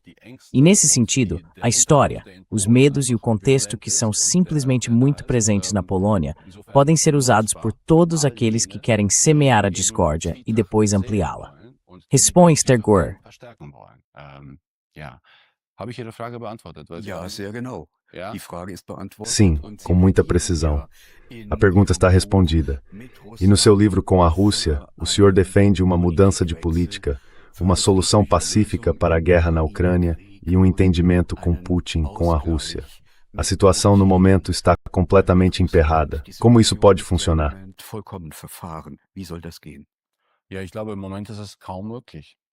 Sim, eu acho que no momento isso é quase impossível. Essas possibilidades existiam. Existiam, claro, antes do início da guerra, simplesmente para negociar. Porque, no fim das contas, sempre se tratou de incluir ou não incluir a Ucrânia nas estruturas militares da OTAN ou do Ocidente. Esse era o ponto central. E o lado americano sabia disso, assim como os responsáveis pelas decisões na Europa sabiam que esse era o aspecto central. A Rússia voltou a formular isso numa espécie de exigência em dezembro de 2021, naturalmente também com demandas muito duras que não podiam ser atendidas. Mas também se trata sempre, por assim dizer, de exigir o impossível para alcançar o possível. Das Unmögliche verlangen, um das Mögliche zu erreichen. Das ist ja die Basis von Verhandlungen. Dann gab es die Möglichkeiten. Essa é, afinal, a base das negociações. Depois houve a possibilidade em Istambul, um mês após o início da guerra, que também foi de fato torpedeada pelo Ocidente. Ali, Rússia e Ucrânia já estavam muito próximas. E também mais adiante no curso da guerra, agora por último, com as iniciativas de Donald Trump, que naturalmente tinha, em parte, uma visão equivocada. Mas todos esses eram pontos de partida em que seria preciso negociar. Não vejo outra saída além do caminho das negociações. Ao mesmo tempo, a situação já está tão travada que, na prática, para os dois lados, tanto Moscou quanto Kiev, concessões equivalem, por assim dizer, a uma derrota. Kompromisse einer Niederlage gleichkommen. Denn im Hintergrund stehen natürlich. Porque ao fundo estão naturalmente as enormes vítimas que a guerra já fez. E há esse ódio que também surgiu naturalmente entre as duas sociedades, e na sociedade ucraniana contra os agressores russos. Tudo isso já faz parte da política, ou precisa ser levado em conta. E como uma aproximação poderá ser possível agora na mesa de negociações, está ficando cada vez mais difícil. É importante, naturalmente, que também a nossa perspectiva, ou seja, a perspectiva europeia, recue de fato em relação às suas exigências máximas, assim como, naturalmente, a perspectiva de Moscou. Moskauer Perspektive natürlich.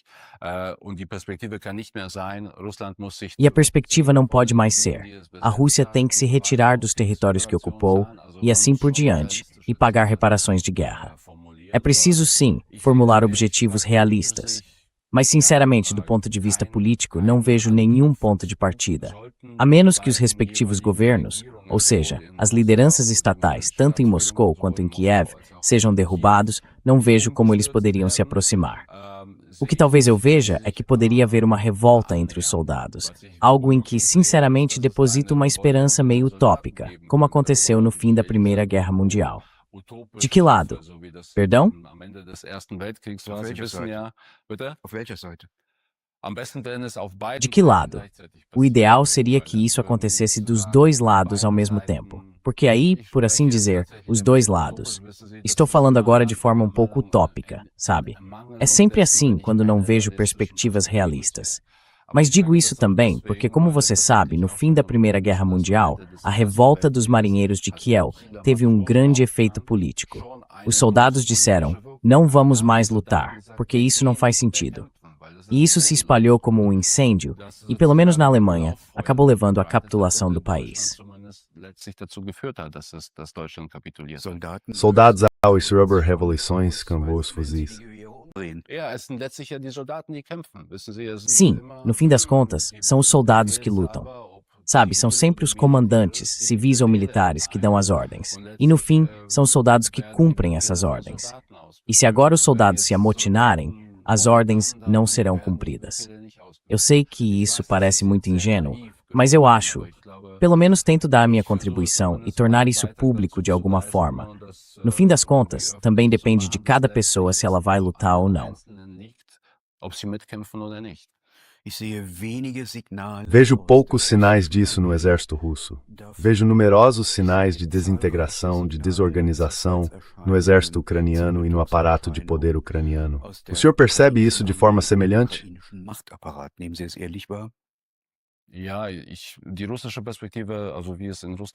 Sim, a perspectiva russa, ou seja, como é a situação lá na Rússia, isso eu pelo menos não analisei recentemente. Mas na Ucrânia, naturalmente, sim. Também temos muitos homens ucranianos na Polônia. E preciso dizer que alguns com quem conversei estavam divididos. Isso foi sobretudo nos primeiros anos da guerra. Eles deveriam ir ou não deveriam ir, porque a expectativa em relação a eles era simplesmente muito alta, tanto por parte dos próprios compatriotas, quanto às vezes dos meus compatriotas poloneses. Vocês deveriam estar lutando lá. E os que não queriam lutar ficavam divididos. Hoje, eu vejo mais assim. Aqueles que estão no país de fato também decidiram que não querem ter nada a ver com essa guerra.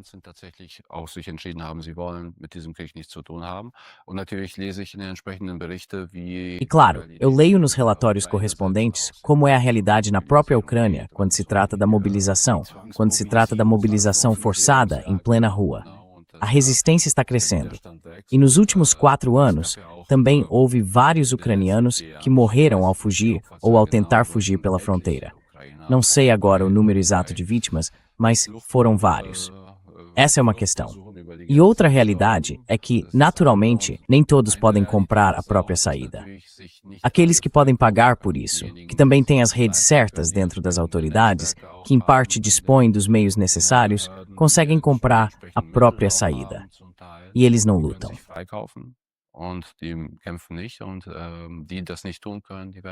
E aqueles que não podem fazer isso são mobilizados. E isso também é realidade. Aliás, é algo parecido também na Rússia. E essa é sim a perspectiva dos soldados, que no fim das contas, têm de morrer nas guerras, como eu vejo. Vejo por toda parte, quando assistimos aos telejornais e às declarações dos nossos políticos, mas também, naturalmente, do lado russo, que essa perspectiva de que pessoas morrem fica em segundo plano. Elas são, de fato, peões num tabuleiro de xadrez para os políticos. E também para os nossos políticos, na minha opinião, em certos casos. E mais uma vez, vale a frase: os ricos fornecem as armas, os pobres fornecem os cadáveres. Sim. Unser Außenminister Radoslaw Sikorski, der sich da gerne auch mit Witzen über die russische Armee äußert und dann gerne Lacher sammelt, aber dann nicht erwähnt, dass dort immer ständig Menschen sterben, konkrete Menschen. Und wieder gilt der Satz, die Waffen liefern die Reichen, die Armen liefern die Leichen. Ja. Infelizmente, isso não mudou. Mas também não vai mudar se dissermos isso de forma tão generalizada. Os pobres, se eles não disserem não em algum momento. Atualmente vejo um grande risco na tolerância aos sobrevoos de drones ucranianos em direção à Rússia, passando pelo Báltico, pela Lituânia e também pela Estônia. E na Polônia, isso também é tolerado silenciosamente? Wird das auch stillschweigend geduldet? Ja, das hat ja das hat keinen. Sim, isso não faz sentido geograficamente. Pelo menos não tenho conhecimento disso. A Polônia fica mais a oeste, e nesse sentido, isso entra na questão. Drones podem voar longe, também podem fazer trajetórias em arco. Foi por isso que eu disse isso. Não sei, mas não tenho essas informações sobre em que medida isso é usado. Isso foi ontem, anteontem. Ontem, um míssil supostamente russo atingiu a Polônia. Mutmaßlich russische Rakete in Polen eingeschlagen. Also es spielt insofern die Verletzung des polnischen Luftraums. Então, a violação do espaço aéreo polonês, ou o uso ou a violação do espaço aéreo polonês, é relevante porque não é a primeira vez que objetos voadores, objetos militares, aparecem ali na Polônia, vindos do lado ucraniano ou do lado russo. Como eu disse, esse míssil foi identificado como russo. Mas sabe, acho que também sou uma das pessoas que não acredita 100% nas informações oficiais das autoridades, seja sobre ser um míssil russo ou ucraniano. Não estou dizendo que isso esteja errado, que não possa ser assim. Mas acho que nem sempre tudo o que é dito corresponde aos fatos. Porque em um ataque com drones no ano passado, em setembro do ano passado, também houve informações muito contraditórias. Sehr widersprüchliche Informationen gab. Man hat das den Russen zugeschrieben, dass es russische Drohnen waren, die dort in polnischen. Isso foi atribuído aos russos, dizendo que eram drones russos que caíram em campos poloneses. Ao mesmo tempo, soube-se, e isso foi confirmado pelo exército polonês, que os bielorrussos avisaram a Polônia de que drones estavam entrando lá. Nesse sentido, sim, eu sempre vejo esse tipo de relato com muita cautela. Mas se realmente há sobrevoos de drones, ou seja, sobrevoos de drones ucranianos, eu não sei. Mas consigo imaginar isso politicamente, no contexto das ações políticas do governo polonês, que ontem, depois do impacto do míssil, também disse: não vamos retirar nosso apoio à Ucrânia, inclusive o apoio com armas à Ucrânia. Vamos mantê-lo.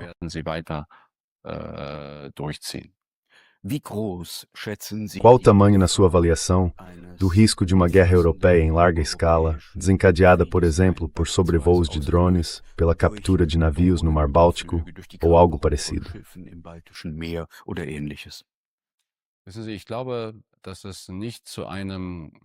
Sabe, eu acho que não vai haver uma guerra, uma grande guerra nesse sentido, travada da mesma forma que está sendo travada na Ucrânia, entre a Rússia e a Ucrânia. Mas eu acho que essa guerra, mesmo que pareça estranho falar nessas imagens, tendo sempre em mente as centenas de milhares de mortos, vai de algum modo se fragmentar. Ou seja, ela pode de fato escalar, mas não numa escalada total. É difícil para mim explicar o que quero dizer. Mas é justamente isso, fragmentar-se no sentido de haver muitos pequenos conflitos. Se os estados bálticos também forem de fato identificados pela Rússia como atores relevantes, por exemplo, quando se trata do bombardeio de Petersburgo, São Petersburgo e assim por diante.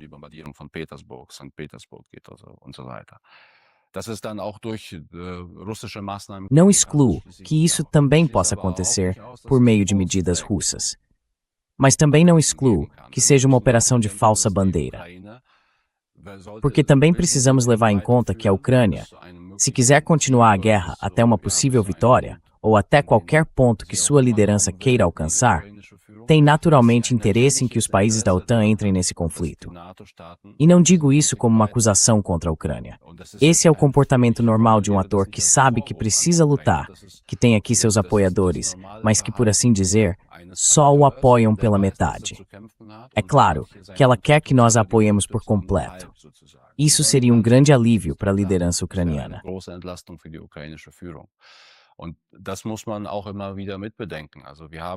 E isso também precisa ser levado em conta repetidamente.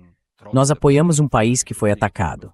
Um país que, apesar de todo o histórico político, foi atacado de forma ilegítima e que tem um interesse natural em não continuar sendo o único Estado envolvido, mas em que seus aliados entrem nessa guerra. Só isso já contribui para que aumente a possibilidade de essa guerra se espalhar ou justamente escalar. Por isso não acho que haverá uma guerra, um surto explosivo, porque acredito que nesse caso a Rússia realmente lançaria a mão da carta nuclear. E acredito que as lideranças, pelo menos extraoficialmente, nas capitais europeias, têm consciência disso.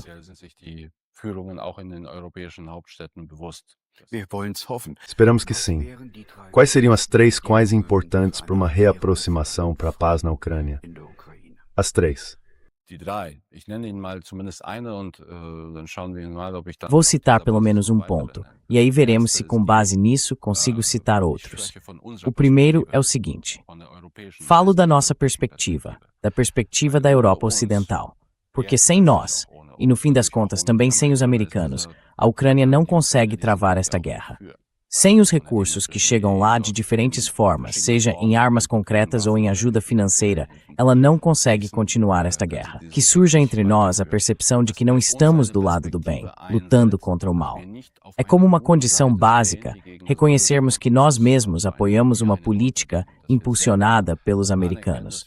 Uma política que nós acompanhamos e que faz exatamente aquilo de que acusamos os russos: ser imperialista.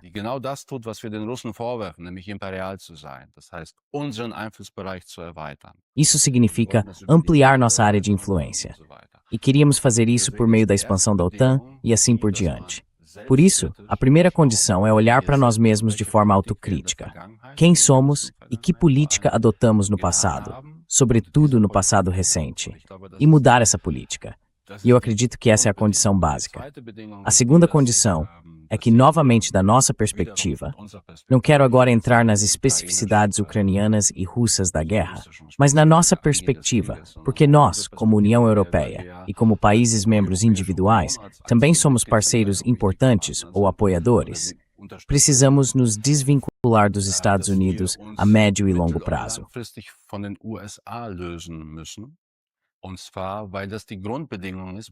Isso porque essa é a condição básica se quisermos construir juntos, de forma duradoura, uma convivência pacífica no nosso continente, onde estamos ligados uns aos outros pelos diferentes países.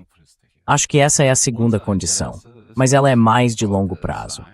Porque o nosso interesse deveria ser viver juntos em paz. E isso não é necessariamente do interesse dos americanos, porque significa que, como um continente integrado, também podemos viver com menos influência dos Estados Unidos. Então eu mencionaria essas 2 condições. E a terceira talvez fosse que de fato houvesse uma resistência maior expressa pelas populações, porque eu realmente acho que isso também pode ter influência.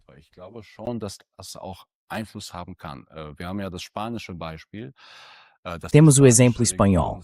No contexto da guerra do Iraque, o governo espanhol se colocou de forma muito firme contra os Estados Unidos. Foi, em princípio, o único governo europeu que realmente formulou isso de maneira tão incisiva e tirou a consequência. Vocês não podem usar suas bases em nosso território nacional para esta guerra. Aliás, o governo espanhol também se posicionou muito claramente no conflito em Gaza, na guerra em Gaza e diante do genocídio que ocorre lá. E isso também se deve ao fato de haver maior resistência na população. As pesquisas mostram isso, mas, por exemplo, o tamanho das manifestações na Espanha também mostrou que isso pode influenciar as lideranças políticas. Nesse sentido, talvez essa seja a terceira condição: que a resistência vinda de baixo se fortaleça.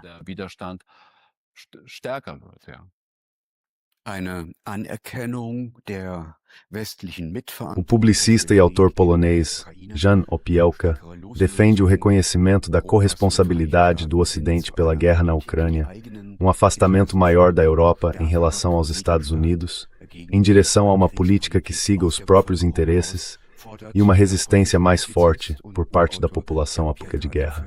Muito obrigado por isso. Também devemos lembrar que, acredito, Varsóvia é a única capital do mundo que deu ao seu aeroporto o nome de um músico, Frédéric Chopin. O senhor também é músico e por isso encerramos esta conversa com uma canção que o senhor escolheu, porque nós do Gegendenstrom mostramos posições e perspectivas que a mídia de propaganda silencia. Por favor. Verschweigen. Bitte schön. Ja. Sim, é uma peça que eu escrevi. Ela foi de fato inspirada pela guerra na Ucrânia, pelos soldados e pelos homens que também vieram para a Polônia, dos quais eu falei. Homens divididos que não sabiam se deviam lutar. E alguns de fato foram lutar. E eu pensei em quem realmente luta nas frentes de batalha, quem morre nelas e quem não luta nem morre. und stirbt und wer das nicht tut. Und ja, in mir ist eine riesige Wut. Einfach E sim, nasceu dentro de mim uma raiva enorme. E isso não vale só para os soldados ucranianos, é claro, mas igualmente para os russos, que estão sendo sacrificados ali. Assim como em guerras anteriores, e provavelmente nas guerras do futuro, jovens são em geral sacrificados por interesses muito questionáveis, para resumir. E então surgiu esta canção. Ela foi criada primeiro em polonês, mas depois eu também a traduzi para o alemão. E se chama Mar Negro. Schwarzes Meer.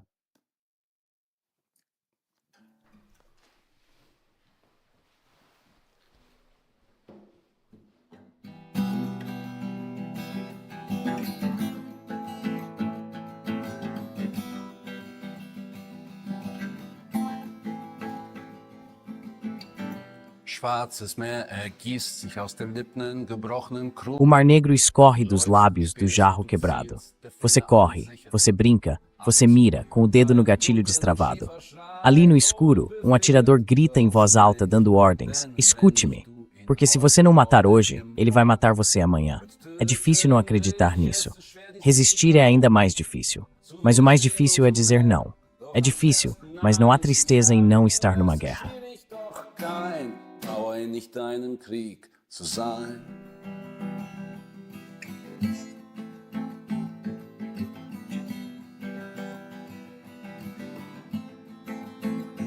Das Grenzland blutet in Flüssen des stummen Nichts klingen. A região de fronteira sangra em rios de sangue. Golpes ecoam, cegos e mortais. Produzam mais armas, exigem eles. Trata-se da liberdade, da deles, da nossa, supostamente. Sob os holofotes, eles exigem coragem, porque não se referem à própria coragem. A guerra justa nós venceremos, vocês vencerão, mas só por meio de morte e sofrimento. Porque então é difícil não acreditar nisso. Resistir é ainda mais difícil, mas o mais difícil é dizer não. É difícil, mas não há tristeza em não estar em guerra.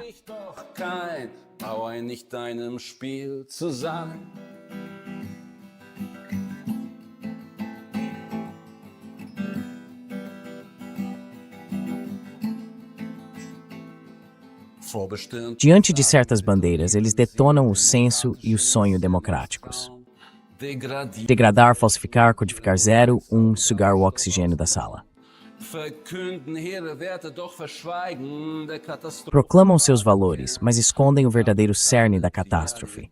A tríade capital, que envolve, expõe, desencadeia a exploração e o poder, faz explodir a estrela cadente do sistema. É difícil não acreditar nisso. Resistir é ainda mais difícil, mas o mais difícil é dizer não. É difícil não ser um peão no jogo deles.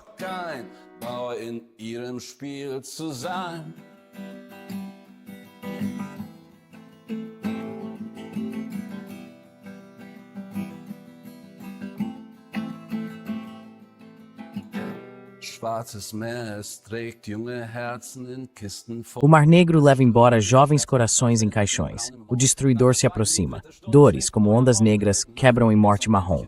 Depois da segunda, a terceira hora soa. Uma nova manhã lança a noite do mundo ao infinito. Desta vez, colapsa, infecta, multiplica, decifra esse mito em vestes mortais. É difícil não acreditar nele, mais difícil ainda é resistir. Mas o mais difícil é dizer não. É difícil. Mas não seja peão numa guerra que não é sua. Não seja peão numa guerra que não é sua. Não seja peão não numa guerra que não é sua. Não morra, ser humano, numa guerra que não é sua. E não mate soldado numa guerra que não é sua. Na escuridão do mar, a guerra afunda. Não é sua. Na escuridão do mar, a guerra afunda. Não é sua. Na escuridão do mar, a guerra afunda. Não é sua. Afundem a guerra. Afund Gilgash. Afund Norte. Christelk Swarage. Não, não é a sua guerra. Versenkt den Krieg, versenkt den Krieg, versenkt den Krieg, versenkt den Krieg, versenkt den Krieg, versenkt den Krieg, versenkt den Krieg, versenkt den Krieg. Denn es ist nicht dein Krieg. Nein, es ist nicht dein Krieg. Nein, es ist nicht dein Krieg. Não, esta não é a sua guerra. Meu Deus, não morra. Meu Deus, não morra. Meu Deus, não morra. E soldado, não mate. Não seja um peão numa guerra que não é sua. Não seja um peão numa guerra que não é sua. Não. Nein. Vielen Dank. Danke sehr. Muito obrigado, Sr. Bob. E para deixar isso claro, é dedicado a todos os soldados, explicitamente dos dois lados, tanto na Ucrânia quanto na Rússia. Aqui e lá são pessoas comuns que morrem. Wunderbar. Maravilha. Muito obrigado. Dank. Gerne. Com prazer.